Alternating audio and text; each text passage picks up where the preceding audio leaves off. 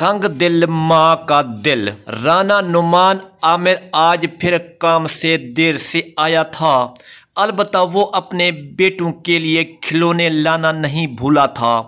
अब वो उन्हें खेलते देखकर खुश हो रहा था और कभी कभी उनके साथ खेलने भी लग जाता। फातिमा जो खाना पकाने में मसरूफ़ थी, अचानक उसकी नज़र अपनी बेटियों आयशा और अंबर पर पड़ी, जो हसरत भरी निगाहों से बाप और भाइयों को देख रही थी। फातिमा इतनी दूर बैठकर भी उनकी आंखों के आंसू देख सकती थी। फातिमा के दिल में नुमान के लिए नाराज़गी के जज्बात उभरे। वो जल्दी जल्दी काम ख़त्म करके नुमान के पास आ गई और पूछने लगी, आयशा और अंबर के लिए क्या लाए हो? नुमान ने हैरानी से फातिमा की तरफ देखा और कहने लगा, मैं इनके लिए क्या लाता? रास्ते में मुझे आबिद और अमजद के लिए खिलौने नज़र आए तो उनके लिए मैंने ख़रीद लिए। ये सुनकर फातिमा को बहुत गुस्सा आया और इन दोनों की लड़ाई हो गई। हर दफ़ा यूं ही होता, नुमान आबिद और अमजद के लिए ज़रूर कुछ न कुछ लाता, मगर बेटियों के लिए शाज़ो नादर ही कभी कोई चीज़ लाता। फातिमा को अब यकीन होता जा रहा था कि नुमान बेटियों की निस्बत बेटों से ज़्यादा प्यार करता है और आयशा और अंबर बाप के प्यार को तरसती हैं। ये सोच कर फातिमा के दिल और दिमाग पर इस तरह हावी हुई कि उसके दिल में आबिद और अमजद के लिए शदीद नफ़रत पैदा होने लगी।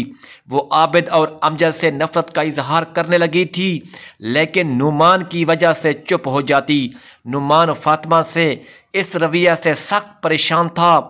इसको समझ नहीं आती फातिमा बच्चों के साथ क्यों ऐसे पेश आती है। फातिमा के दिल में ख्याल आया, अगर आबिद और अमजद न होते तो नुमान अपनी सारी तवज्जो और मोहब्बत आयशा और अंबर की तरफ देगा। अब वो हर वक्त यही सोचती रहती और हर काम गैब दिमागी से सर अंजाम देती। फातिमा की मुसलसल गैब दिमागी की वजह से नुमान ने इससे बात की कि ऐसा क्या मसला है जिसकी वजह से वो परेशान है। वो हर दफ़ा बात टाल देती। एक दिन नुमान काम से घर वापस आया तो उसे घर की फ़ज़ा में अजीब वहशत महसूस हुई। उसकी दुनिया लुट चुकी थी। वो सुबह सही सलामत आबिद को छोड़कर गया था और अब सहन में वो मुर्दा हालत में पड़ा था। सबसे हैरान बात ये थी कि फातिमा की आंखों में गम की बजाय एक वहशत थी। अभी वो इस सदमे में ही था कि चंद महीनों बाद नुमान को अपने 4 साला बेटे अमजद की अचानक मौत की खबर मिली। नुमान को यकीन ही नहीं आ रहा था कि उसके दोनों बेटे इस दुनिया में नहीं रहे।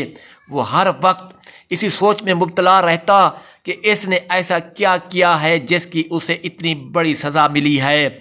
उसे कभी कभी अपनी बीवी पर शक होता, शायद बेटों को मौत में इसका कोई हाथ है, लेकिन वो ये सोचता कि कोई माँ कभी अपने बच्चों को कत्ल नहीं कर सकती।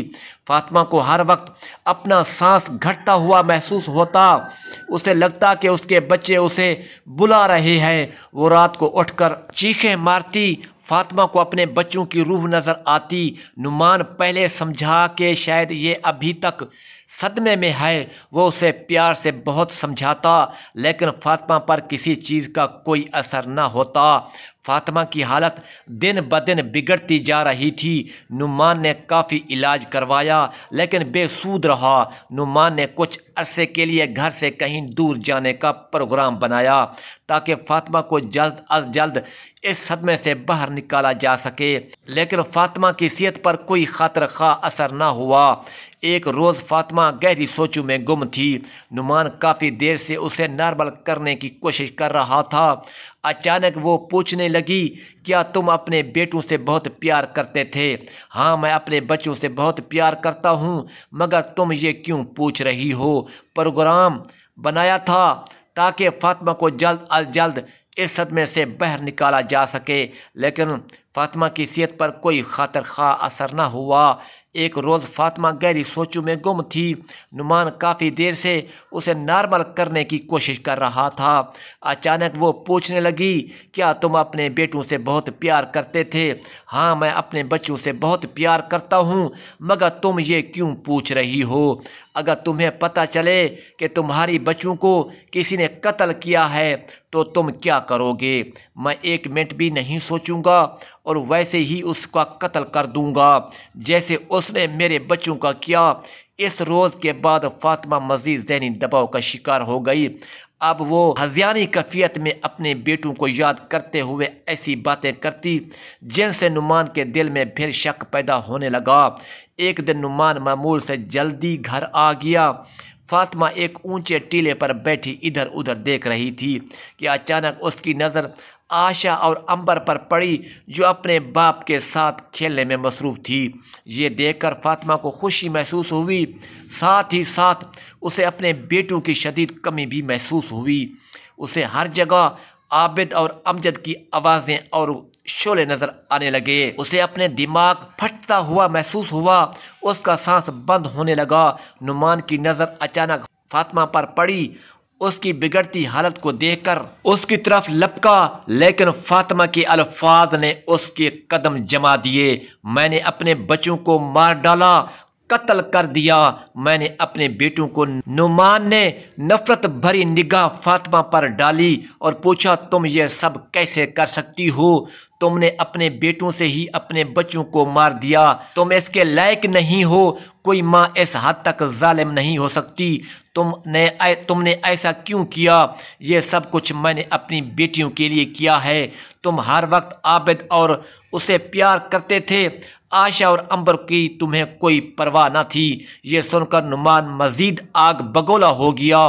जैसे मेरे लिए आबिद और अमजद थे, वैसे ही आशा और अंबर थीं। फ़र्क मैंने नहीं किया, फ़र्क तुम्हारी सोच में था। तुम एक नफ्सियाती मरीज़ा बन चुकी हो। मैं और मेरी बेटियां अब मज़ीद तुम्हारे साथ नहीं रह सकती। आज तुमने अपने बेटों को अपनी बेटियों के लिए मार दिया है, कल तुम अपनी बेटियों को किसी और के लिए मार दोगी। मैं अंबर और आशा को लेकर हमेशा हमेशा के लिए तुम्हारी ज़िंदगी से दूर चला जाऊंगा और अब तुम्हारी सज़ा का फ़ैसला अदालत करेगी। वो फातिमा को रोती चीखती छोड़कर बच्चियों को अपने साथ लेकर चला गया। ये कहानी थी एक बेदर्द माँ की, जो अपनी बच्चियों की खातिर अपने बेटों को मार दिया ताकि अपनी बच्चियों का प्यार वालिद के यहाँ कम न हो।